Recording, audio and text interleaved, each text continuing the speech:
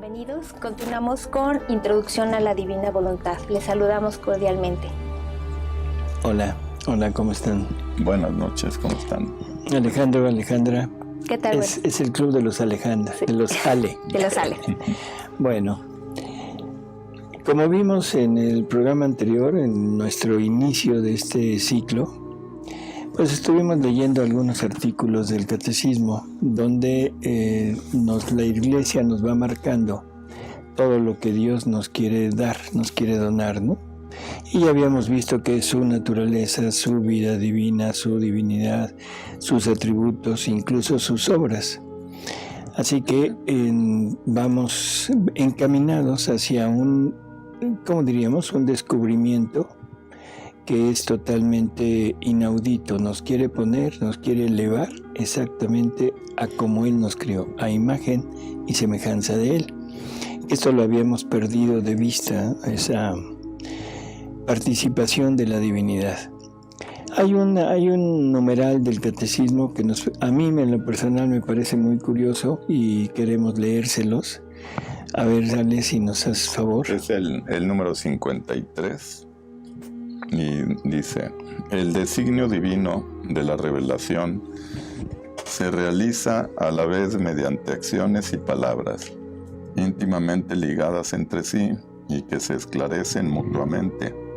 Este designio comporta una pedagogía divina particular. Dios se comunica gradualmente al hombre, lo prepara por etapas para acoger la revelación sobrenatural que hace de sí mismo y que culminará en la persona y la misión del Verbo encarnado, Jesucristo. Esto es importante lo que dijo, o sea, se va revelando poco a poco para irnos preparando, ¿no? O sea, ir preparando el terreno, porque la revelación así en una sola ocasión hubiera sido demasiado. Y eso es lo que Él dijo en la última cena. O sea, ahorita no pueden con esto. Es lo que les dijo a los apóstoles después de haberles hablado de que Él es el pan de vida. Cuando les dice, si esto los escandaliza, ¿qué sería si les hablara de dónde estaba el Hijo del Hombre antes de venir, ¿no? Así que ha ido paulatino. Pero este artículo tiene un comentario que es el interesante. Oigámoslo. Sí, nada más me quedé pensando, todo ese tiempo que se toma Jesús de ir poco a poco, todo es 6,000 años que llevamos, y todo es nada más para que sepamos tomar la decisión correcta. Pues sí, es irnos preparando, irnos como familia humana, no como individuo, sí, sino como familia humana, que vayamos madurando, ¿no? Pero bueno, pues van 6,000 años, pero de todas maneras creo que la maduración del individuo todavía no llega a su lugar, ¿no? No, y peor que vamos jalando para el otro lado como humanidad. Así es. Pero Jesús ya nos conocía, desde toda la eternidad nos conoce. Sí. Sabía que le íbamos a costar trabajito. Bastante así. Pero de todas maneras creo que puso muy, muy acertado el tiempo actual. Aquí habría dos posibilidades. O lo puso en esta época porque sabía el terrible problema que íbamos a tener. O sea, problema en el sentido de desviación de la realidad, de esa gran verdad que es la creación. Y entonces para contrarrestar aquello lo pone. O el tiempo está decidido, es un decreto desde toda la eternidad. Y entonces el demonio, por eso es que está desenfrenado para hacer la batalla a este reino. ¿Cuál de las dos? Yo creo es más probable esta segunda. Sí. O sea, los decretos de Dios son totalmente incancelables. Entonces el tiempo del reino está fijado, y lo que hace el otro es tratar de desviar a todas las personas que pudieran acceder a ese reino. Pero el punto es igual. Vivimos en un mundo que está total y absolutamente descontrolado, en un mundo en el que todo se tergiversó, se volteó de cabeza.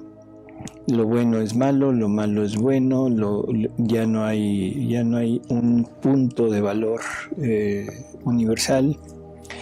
Cada quien tiene su propia opinión, cada quien tiene su propio parecer. O sea, el relativismo es el que está rigiendo totalmente. Ahora cada quien tiene su verdad, no hay una verdad absoluta. En fin, esto ha destruido prácticamente al ser humano. Ha destruido todas las bases morales, todo el conocimiento de Dios prácticamente queda desmembrado. Incluso dentro de la religión, o sea, podemos ver que cada quien tiene su idea de un Dios y cada quien funda su secta como quiere. O sea, él toma la Biblia, empieza a predicar y al rato ya tiene cantidad de personas alrededor que lo siguen.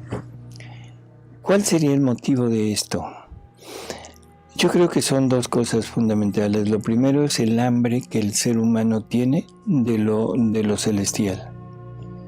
Esa hambre, esa necesidad que tenemos de conocer a un Dios, a un Creador, y que por mucho que nos digan, nuestro ser, nuestra alma sabe que es creada y debe tender forzosamente hacia un Creador. O sea, como una piedra que tiende hacia el centro de la tierra, así nuestra alma debe tender hacia ese Creador. Eso sería como la primera parte, ¿no? No sé qué opinen de eso. Y segundo, o sea, el hombre tiene miedo, esa es la palabra, miedo, de entregarse totalmente. Y entonces generalmente todos los líderes o las cabezas que aparecen, lo que hacen es prometer paraísos terrestres. Prometen milagros, prometen bonanza económica, se quitan los problemas, se quita todo. Entonces como que eso también atrae a las personas y se dejan seducir por esa promesa de bienestar, pero de bienestar material. Entonces, combinado el hambre que tenemos de lo espiritual, la inercia en la que vivimos, porque vivimos totalmente en una inercia espiritual, o sea, parte porque no nos la dan, parte porque lo hemos ido dejando, o sea, no nos interesa mucho. Pero, repito, el alma lo percibe, lo siente, ¿no? El alma es espiritual, necesita alimento espiritual. Y así que nos falta, por un lado, que nos den. Y por otro lado, cuando Dios se revela, cuando Dios se da y dice, aquí estoy, entonces no le creemos. Sobre todo porque las exigencias, según el mundo, son muchas, cuando que en realidad no es una exigencia, es simplemente una ayuda que nos está dando para quitarnos todo el lastre que traemos cargando. Y nosotros lo consideramos como una exigencia de quitarme lo que Él mismo me ha dado. Así que bueno, el caso es eso. Entonces vamos a intentar poner un poco de atención a todo lo que se va manifestando a través de los escritos y vamos a valorar si eso no es realidad y qué siente nuestra alma, ¿no? Pero volvemos a lo mismo. La guerra es espiritual, ¿verdad? Entre el Dios y el no Dios. Uh-huh. La criatura está en medio haciéndole caso al no Dios y fastidiando a Dios. Bueno, sí, fastidiando a Dios, así es. Y aparte, pues hay una ceguera, porque si Jesús nos ofrece el agua que nos va a quitar la sed para siempre y nos conformamos con estar tomando algo que nos quita la sed a ratitos y a ratitos con lo material, que aparte es finito, que aparte, o sea, todo es tan chiquito lo que nos ofrece el mundo a comparación de lo que nos ofrece Dios, que tenemos que estar ciegos para aceptar eso. Estamos ciegos. Uh-huh. Y además no lo creemos. Sí. Por eso estamos ciegos. Así que bueno, vamos a entrar un poquito en terreno, en ese terreno, y vamos a oír el comentario que hace. En el 53 dice: San Irineo de Lyon habla en varias ocasiones de esta pedagogía divina bajo la imagen de un mutuo acostumbrarse entre Dios y el hombre. Esto es interesante, un mutuo acostumbrarse entre Dios y el hombre, o sea, a ver. Y dice: el verbo de Dios ha habitado en el hombre y se ha hecho hijo del hombre para acostumbrar al hombre a comprender a Dios. ¿Qué es comprender? Pues entender quién es Dios, más o menos. Pero vivirlo ya, ¿no? Acuérdense que hay dos palabras que parecen que dicen lo mismo: entender y comprender. El entender es exactamente esto, o sea, el tener una idea de lo que nos está dando y de quién es Él. El comprenderlo es abarcarlo, ¿sí? Entonces, lo que está diciendo es que el verbo de Dios se habita en el hombre para que el hombre vaya poco a poco comprendiendo a Dios, o sea, abarcando, tomándolo, apropiándoselo, ¿no? Y luego, sí, dice: y para acostumbrar a Dios a habitar en el hombre, según la voluntad del Padre. Así es, o sea que es un mutuo acostumbrarse. Dios a vivir en el hombre y el hombre a apropiarse de Dios. Entonces nada más es curioso, o sea, este artículo del catecismo, pero por eso se los queríamos dar, pero en realidad tiene mucho de verídico, ¿no? Es esa cosa paulatina que vamos teniendo. Bueno, ahora, ¿qué es lo que realmente nos está diciendo? ¿A dónde nos quiere llevar todo esto que nos ha dicho? Prácticamente nos está diciendo que debemos regresar al punto de origen. O sea, el punto de origen que es el Adán, pero el Adán creado, el Adán inocente. Y creo que sí valdría la pena entender quién es Adán para después poder entender a dónde debemos regresar. O sea, todo esto que nos han dicho en el catecismo es para regresar a eso. ¿Quién es Adán? Es el primer ser creado por la Trinidad, o sea, no es una creación como todas las demás. No es un haya, no un aparezca, no un hágase, sino es un hagamos al hombre. Hagamos al hombre a imagen y semejanza nuestra, o sea, la palabra es plural, hagamos. Por lo tanto, está ya manifestando que no es uno, sino son varios, ¿sí? Entonces, en el paraíso, dice, del barro de la tierra se forma la figura del hombre, y después, ¿qué pasa? Le insufla, o sea, para darle vida, no aparece vivo, ya está, pero la vida se la insufla Dios, o sea, Dios se pone en el hombre para que el hombre pueda cobrar vida, ¿no? A ver, aquí hay algunos aquí está el orden de la providencia. Sí. Si entendemos que ese hombre es el modelo, entonces debe ser exactamente igual que Dios. Vamos a ver qué nos dice Jesús en cuanto a la finalidad de darnos su voluntad. En enero 29 de 1919 dice Jesús: hija amada mía, quiero hacerte saber el orden de mi providencia. En cada periodo de 2000 años he renovado al mundo. En los primeros lo renové con el diluvio.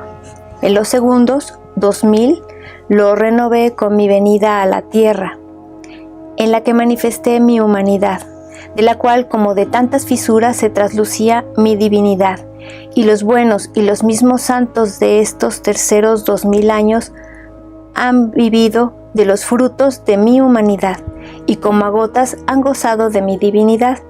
Ahora estamos cerca del final de los terceros 2000 años, y habrá una tercera renovación. He aquí el porqué de la confusión general. No es otra cosa que la preparación a la tercera renovación. Y si la segunda renovación manifesté lo que hacía y sufría mi humanidad y poquísimo lo que obraba la divinidad, ahora en esta tercera renovación, después de que la tierra haya sido purgada y en gran parte destruida la presente generación, seré aún más magnánimo con las criaturas y llevaré a cabo la renovación con manifestar lo que hacía mi divinidad en mi humanidad. Cómo obraba mi querer divino con mi querer humano, cómo todo quedaba concatenado en mí y cómo hacía y rehacía todo, y hasta un pensamiento de cada criatura era rehecho por mí y sellado con mi querer divino. Mi amor quiere desahogarse y quiere hacer conocer los excesos que obraba mi divinidad en mi humanidad en favor de las criaturas, que superan con mucho los excesos que externamente obraba mi humanidad. Que nos dijo que es el conocimiento, esta tercera renovación que se está preparando y que nos va a hacer conocer prácticamente quiénes somos, porque se va a revelar, a develar Él, y vamos a entender cómo obraba su divinidad junto con su humanidad. Eso es lo que necesitamos conocer del primer hombre, de Adán, cómo es que obraba esa unión entre lo humano y lo divino. ¿Hacia dónde nos lleva esto? Y sobre todo es algo totalmente nuevo en lo que nos está diciendo. Nos está diciendo que prácticamente no lo conocemos, o sea, la parte divina no la conocíamos. Dice, gozaban a gotitas de mi divinidad. Y esto lo podríamos enmarcar dentro de la revelación pública. O sea, lo que sea, exacto. Sí. En la primera carta de San Juan. No, yo iba a decir otra cosa. Bueno, ¿en dónde? Yo decía, por ejemplo, los milagros que hizo Jesús eran por parte de su divinidad, porque su humanidad no podía hacer milagros. Sí, pero ahí entramos en el terreno, por ejemplo, de los ¿cómo se llama? De los profetas, que ellos hacían milagros, ¿no? Claro, era un milagro hecho a través del poder de Dios, o sea, a través del hombre, pero no era exactamente una señal cierta de divinidad, puesto que eso ya había existido. Entonces, ¿la transfiguración es así? La transfiguración ahí sí es única, es un modelo único, pero el punto principal, o sea, según yo, es la revelación que nos hace San Juan otra vez. En el Evangelio nos dice que por medio de todo lo que Jesús hizo, nos da el poder de llegar a ser hijos de Dios. Y hemos vivido pensando que ese es como la parte final, llegar a ser hijo de Dios.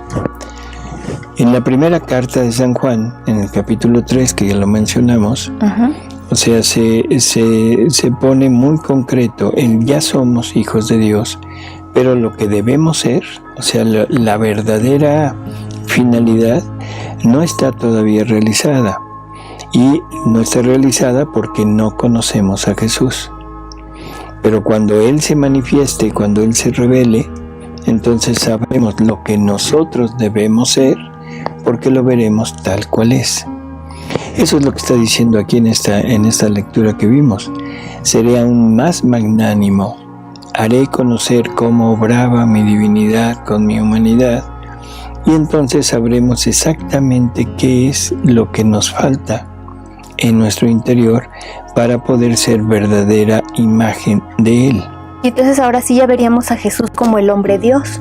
Claro. Porque lo veíamos nada más como su parte humana, lo más el hombre que la divinidad. Generalmente, ¿no? Lo vemos y lo centramos en el hombre. Más integral. Así es, ya una totalidad, ¿no? Un Jesús Dios. Que eso es lo que nos hace falta y lo que nos van a revelar. Ahora, junto con esa revelación, lo que nos están revelando es quiénes somos nosotros. Que ese es el otro punto. Sí, por lo de la imagen y semejanza. Así es. Entonces volvamos a Adán. O sea, Adán, en el momento que es creado, es Dios que se insufla, se pone dentro de Adán y hace una unidad con él. Y empiezan a obrar juntos. O sea, empiezan a obrar juntos todos los actos de Adán. Dios participaba en esos actos y prácticamente Adán era el centro de todo el universo, porque estando Dios en él, todo concurría a él. Entonces él era el paraíso de Dios. Él era el paraíso, prácticamente ese paraíso que nos pintan en la Biblia, en el Génesis, ese paraíso es Adán. Sí. Y Adán podía decir, es mi padre quien hace sus obras en mí. Yo supongo que sí. O sea, totalmente acorde con todo lo que hemos visto y lo que sabemos. Pero el punto es, bueno, Adán mientras vivió antes de la caída, era una convivencia prácticamente íntima con Jesús. Y lo quiero decir así, con Jesús, aunque suena raro, pero recordemos que para Dios el tiempo no existe.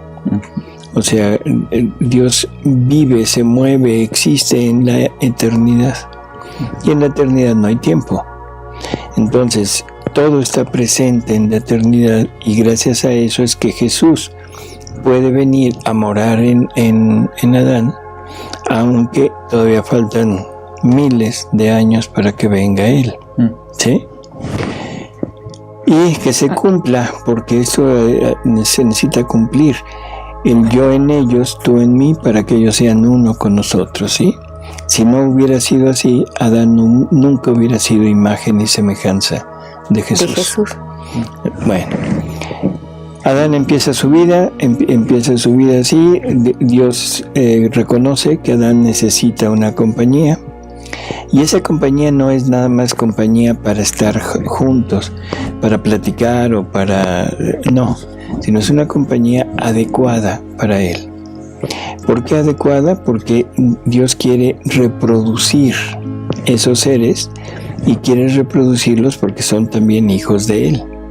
El hombre pone el cuerpo, el hombre pone el alma, el cuerpo, y Dios pone el alma y el espíritu, y aparte pone su vida. Entonces ahí se completa la formación del hombre. Quiere reproducirlos, pero se necesita la compañía adecuada para reproducción. Y por eso es que, según dice, se le quitan una costilla. Esto es una alegoría. Le quitan una costilla, de esa costilla forman a la mujer, porque tiene que ser de la misma naturaleza. Si Dios la crea, no hubiera sido de la misma naturaleza. Tiene que ser forzosamente de la misma naturaleza de Adán para que sean complementarios. Si no, no podría ser. Y prueba de eso es que antes de formar a Eva, le lleva a todos los animales. Cuando dice, necesitamos una compañía para el hombre, no es bueno que esté solo, y le lleva a todos los animales. Entonces Adán los va viendo, les pone el nombre a cada uno, pero al final no se encontró compañía adecuada para Adán. Sí, qué bueno, porque si no, imagínate. Y entonces forma a la mujer de la parte de Adán mismo. Ya estando así, entonces se les pone una prueba para ver si realmente quieren o no quieren recibir libremente lo que Dios les está ofreciendo, que es la participación de su vida. Sabemos lo que pasó en la prueba. Adán falla y entonces se le quitan los dones realmente sobrenaturales y los preternaturales, y el hombre queda como estamos ahora, sujeto a la muerte, sujeto al deterioro, sujeto a la, ¿cómo diríamos?, al medio ambiente, a la naturaleza. Toda la naturaleza nos agrede, ¿sí? Porque ya no reconoce al Creador en nosotros. Bueno, ahí venimos y ya, la historia, o sea, viene la redención, en fin, y ahora viene el completo, la coronación de toda la obra de Dios, que es regresar a ese punto de origen. Vamos a seguir leyendo sobre primero, ¿cuál es la finalidad de Dios para Luisa? O sea, hija mía, te quiero hacer una perfecta imagen tuya, mía, ¿no? Sí, para acompañarlo en... Sí, Dios quería una compañía, ¿no? Dice, hija mía, si supieras cómo deseo, suspiro, amo la compañía de la criatura. Es tanto que si al crear al hombre dije, no es bueno que el hombre esté solo. Hagamos otra criatura que lo asemeje y le haga compañía, a fin de que uno forme la delicia del otro. Estas mismas palabras, antes de crear al hombre, las dije a mi amor. No quiero estar solo, sino quiero a la criatura en mi compañía. Quiero crearla para entretenerme con ella, para compartir con ella todos mis contentos. Con su compañía me desahogaré en el amor. Por eso la hice a mi semejanza. Me desahogaré en amor, o sea, ¿qué está diciendo? Voy a poder amar y voy a poder ser amado. Pero totalmente con la misma capacidad y el mismo amor y la misma fuerza de este sentimiento y de esta entrega, ¿no? Así que esa es la finalidad.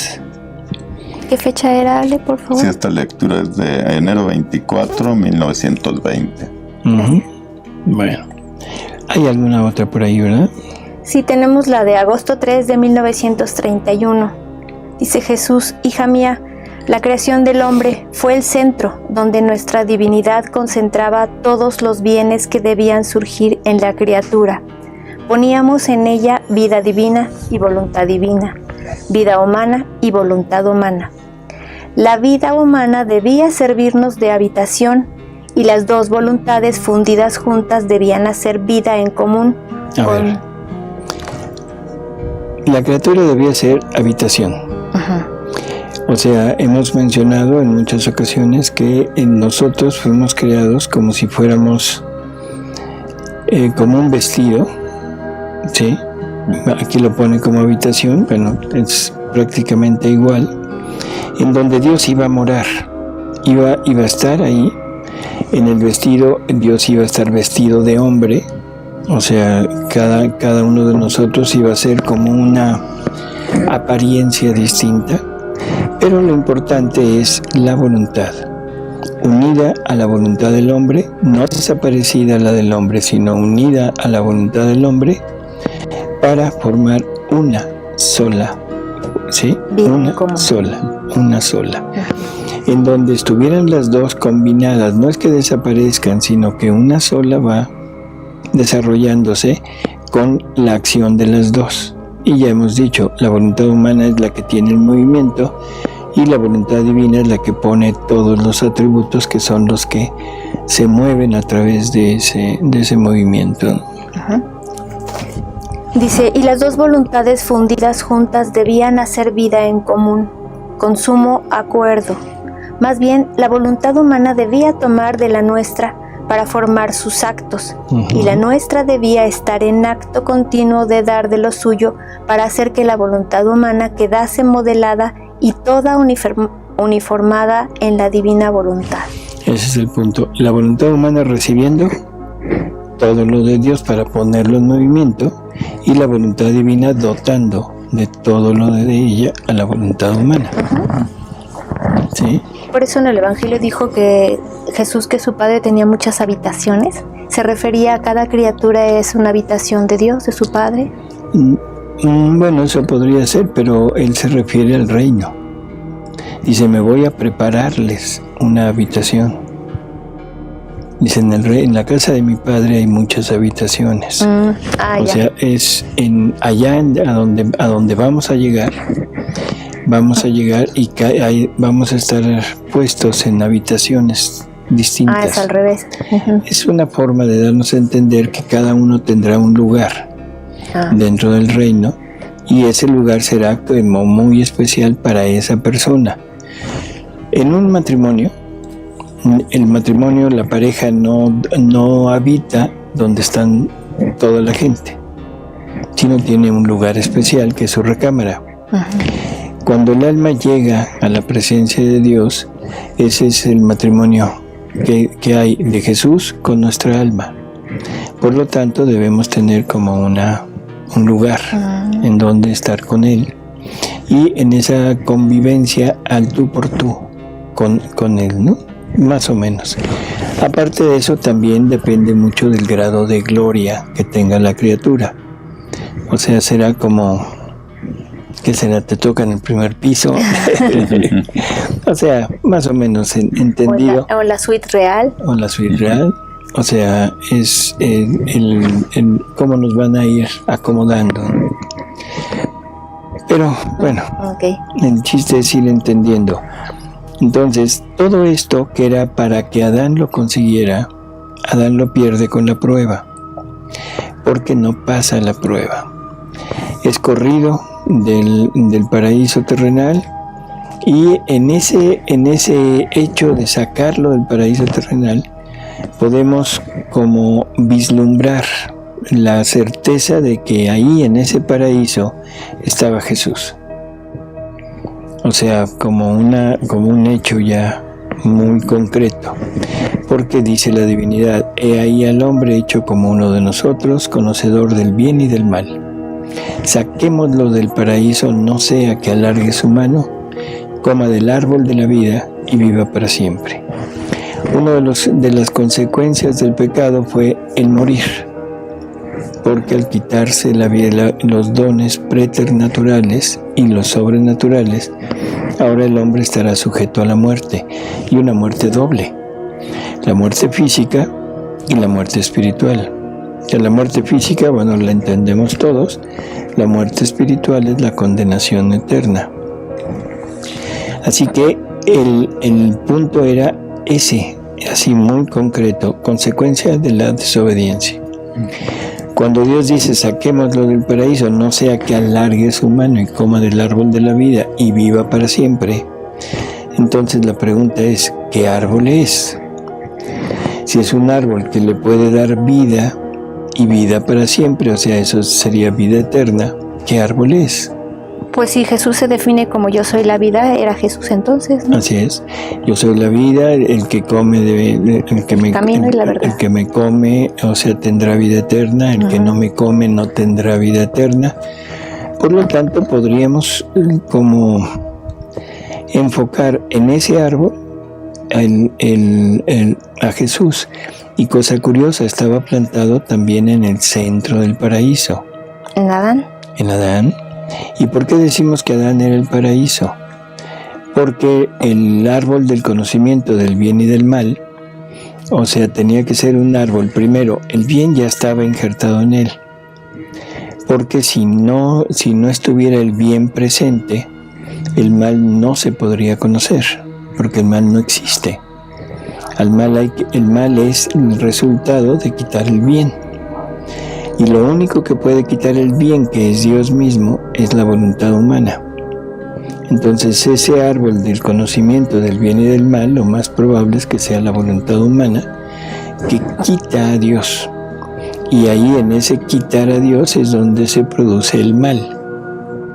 ¿Sí? O sea, el mal por sí mismo no tiene existencia. En eso basamos que ese árbol debe ser lo más probable la voluntad humana.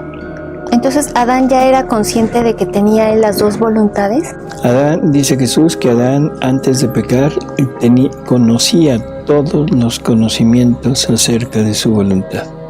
Todos. O sea, ya todos los escritos de Jesús en Luisa ya los conocía. Ya no tenía que leer nada.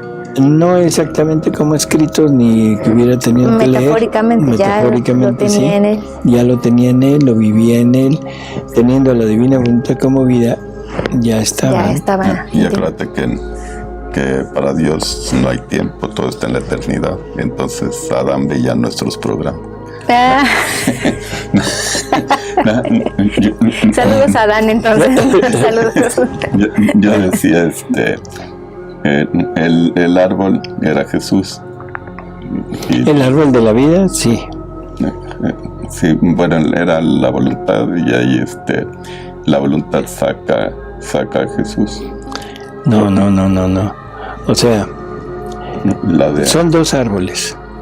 O sea, uno es el árbol del conocimiento y el otro es el árbol de la vida.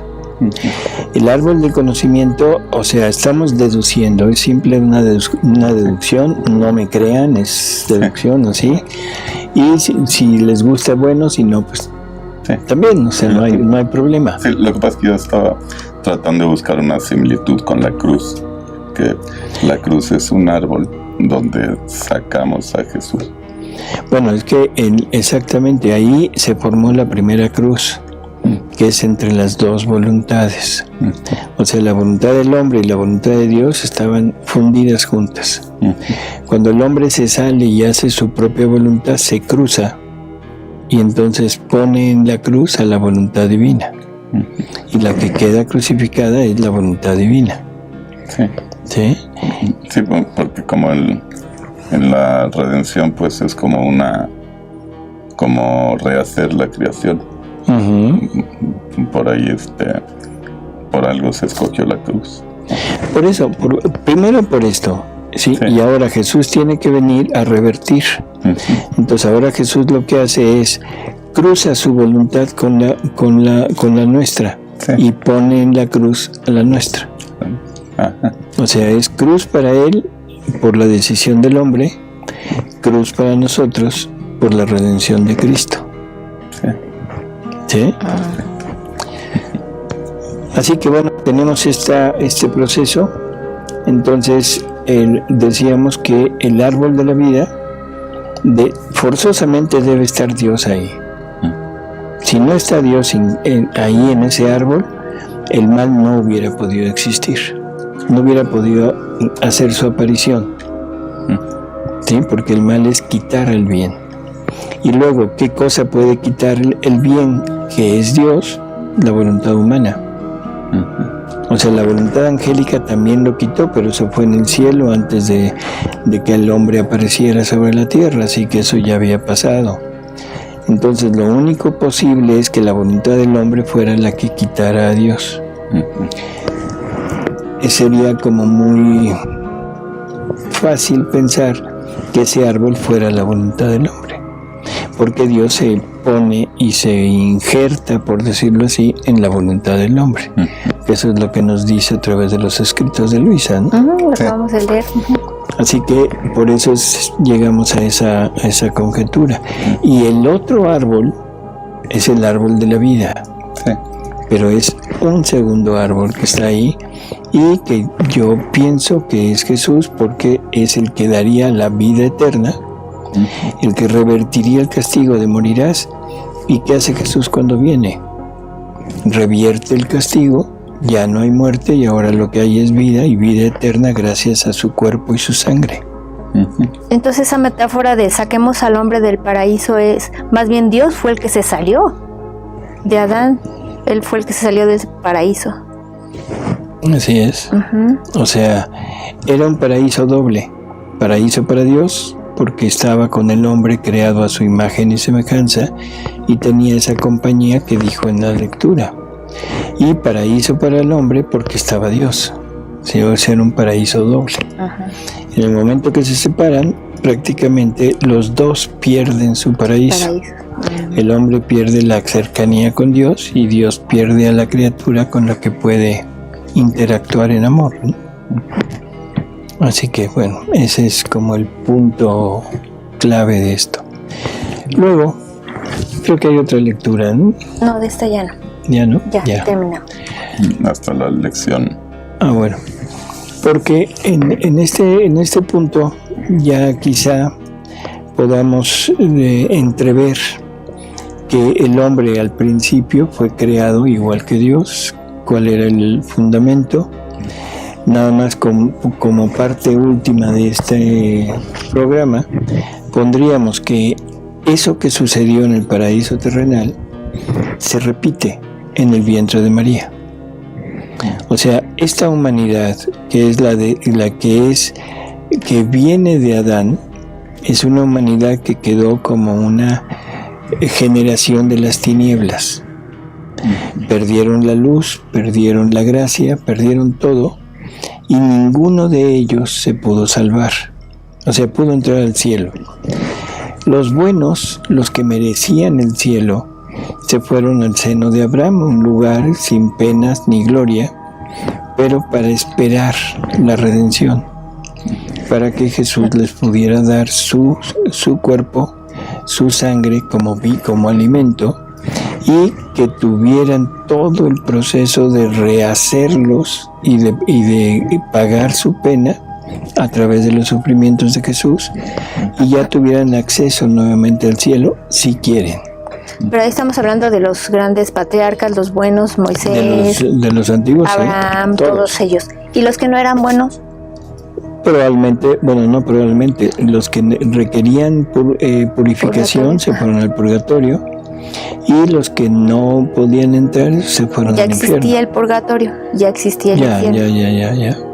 Qué tremendo hubiera sido que tú hubieras necesitado purgatorio y que te dejan en un lugar sin pena ni gloria, y cuando llega Jesús y dices, wow, no, espérate, al purgatorio. Sí, comienza el nuevo juego. No, ya estaba, ¿no? Ok. Entonces, y esto, bueno, lo vemos que desde el Antiguo Testamento ya hay la idea de que es bueno rezar por los difuntos, o sea, ese tipo de situaciones. Y Jesús es el que le llama así, ¿no? Generación de las tinieblas y luego generación de la luz. De la luz, así es. Aunque ahí se está refiriendo, no lo deja nada más en el Antiguo Testamento, sino la generación de las tinieblas es hasta la venida del reino.